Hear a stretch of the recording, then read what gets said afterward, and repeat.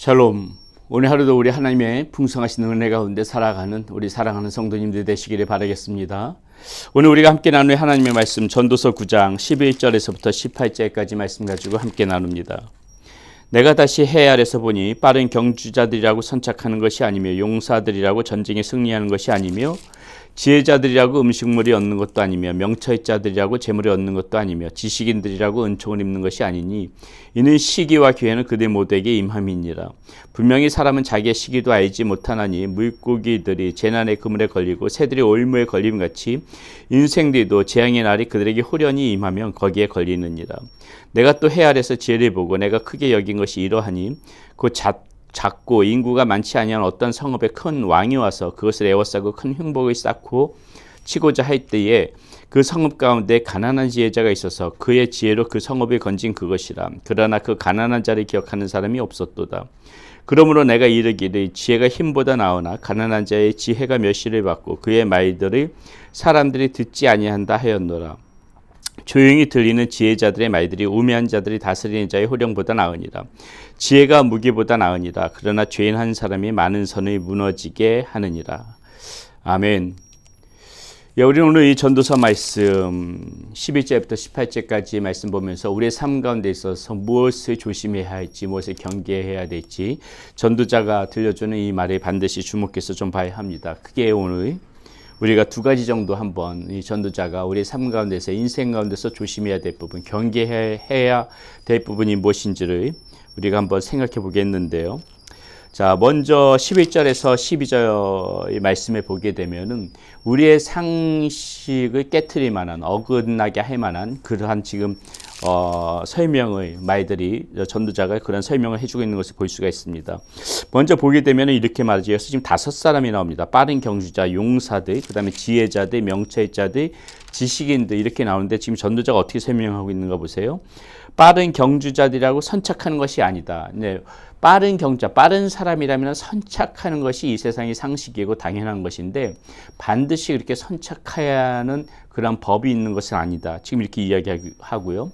용사들이면 강하지 않습니까? 그럼 당연히 용사가 많은 팀이 전쟁에 승리해야 되는데 용사들이라고 다 전쟁에 승리하는 것이 아니고 지혜자들이 우매자보다 훨씬 낫기 때문에 더 많은 것을 얻어야 되는데 지혜자들이라고 음식물을 얻는 것도 아니고 명철자들이라고 재물을 얻는 것도 아니고 지식인들이라고 은총을 입는 것이 아니다. 예. 모두가 그것이 남들보다 앞서 있고 뛰어나고 남들보다 더 많이 노력하면은 더 많은 것들을 우리가 얻을 수 있고 더 많은 것들을 수확하는 것이 이 세상의 법칙이고 진리인 것 같고 당연한 것 같은데 세상 이치가 반드시 그렇게만은 돌아가지 않는다. 지금 전도자가 그것을 우리에게 이야기해 주고 있다는 것이죠.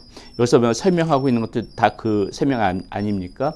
물고기가 그 재난의 날을 어떻게 알고 그 그물에 걸리겠냐는 것이죠. 새들이 그 올무에 걸리고 싶어서 걸리겠냐는 것이죠.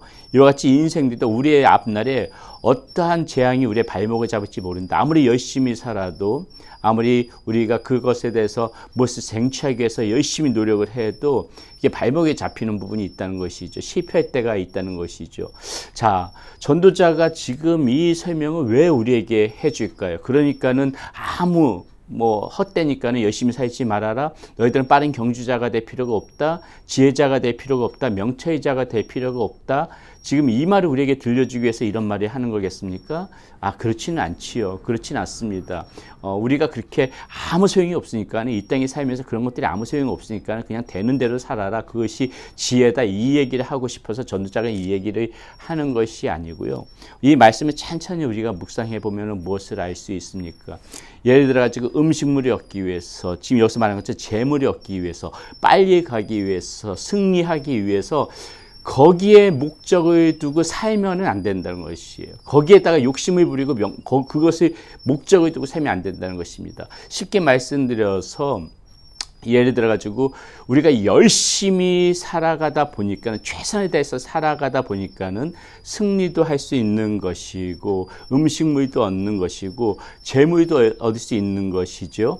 그 재물의 목적을 두고 음식물의 목적에 두고 승리의 목적에 두고 이렇게 살아가다 보게 되면은 언제 덫이 임할지 모르니까는 그렇게 덫이 임하게 되게 되면은 너가 거기다 목적을 두고 살았을 적에 얼마나 많이 낭망하겠느냐, 실망하겠느냐, 그것이 얼마나 헛되냐. 전도자가 지금 그 이야기를 하고 있다는 것이죠. 그러니까 여기서 지금 이야기하고 있는 것은 무엇입니까?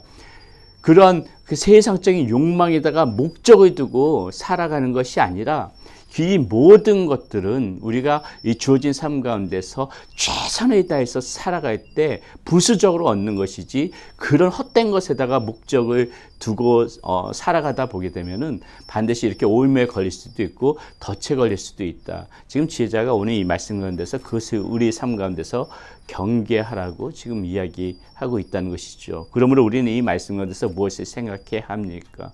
예, 우리가 정말 이 땅 가운데서 하나님께서 우리에게 주어진 삶, 무엇이 옳은 삶이고 무엇이 바른 삶인지 우리는 항상 그것을 생각하면서 의로운 삶, 어제도 말씀드렸지만은 의로운 삶을 추구하고 그 삶 가운데 열심히 살아갈 때 우리가 오늘 이 말씀이 나온 것처럼 때로 하나님께서 그 삶 가운데서 은혜를 부어주셔서 빨리 가게 할 수도 있고 재물이 얻게 할 수도 있고 음식물이 얻게 할 수도 있고 은총을 받게 해줄 수도 있는 것이지 단지 이 목적이 세상적인 욕망 가운데 목적을 두고 오히려 거기에 이렇게 빨리 그것을 쟁취하기 위해서 달려가다 보게 되면은 언제든지 우리의 인생 가운데 이런 덫도 임할 수 있다는 것을 그것을 잘 알고 무엇을 목적에 두고 무엇의 목적을 두고 살아갈 것인가 그 점을 우리는 오늘 말씀 가운데서 놓치지 말아야 되겠습니다.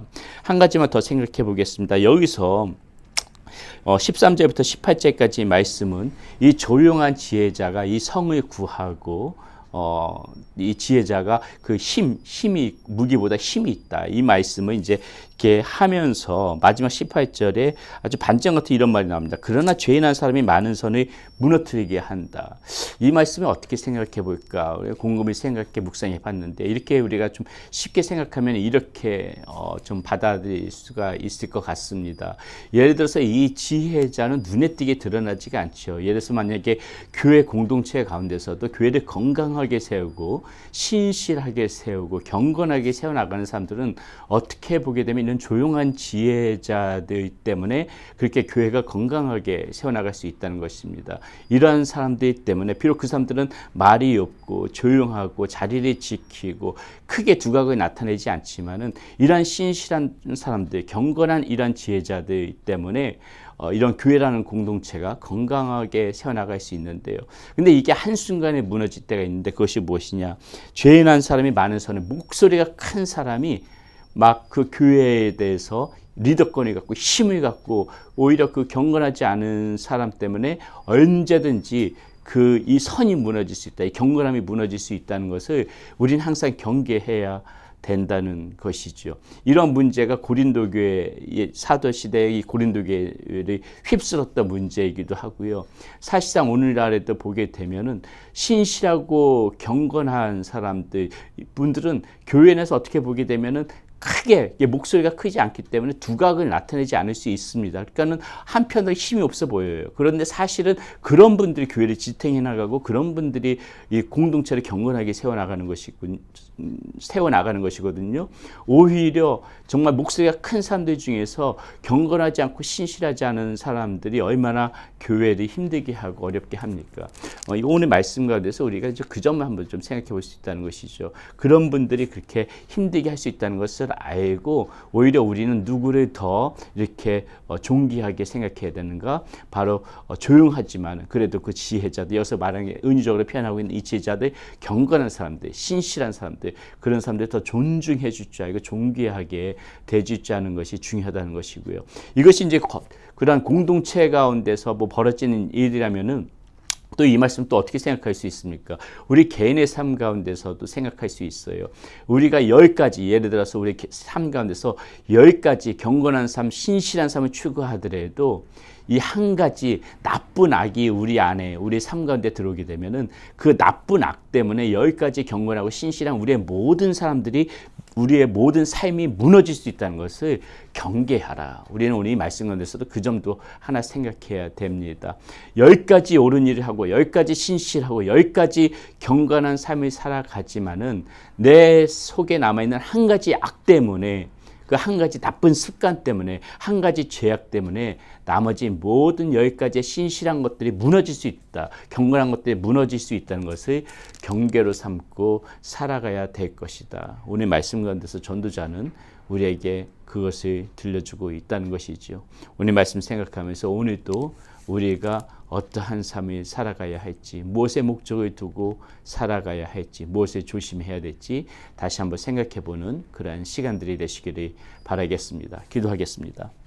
고맙고 감사하신 아버지 하나님, 오늘도 우리의 삶 가운데 하나님께서 함께하여 주신 것 감사합니다. 오늘도 하루 살아가면서 하나님 헛된 것에 마음을 쏟지 않게 하여 주시고, 하나님 나쁜 한 가지가 우리의 모든 신실함과 경건함을 무너뜨리는 일이 없도록 늘 조심하면서 악은 어떤 모양이라도 취하지 않도록, 그 악이 우리 가운데 스며들지 않도록 오늘도 우리가 경계하며 조심하며 파수꾼같이 늘 깨어 있는 우리의 삶이 되어지게 하여 주시옵소서.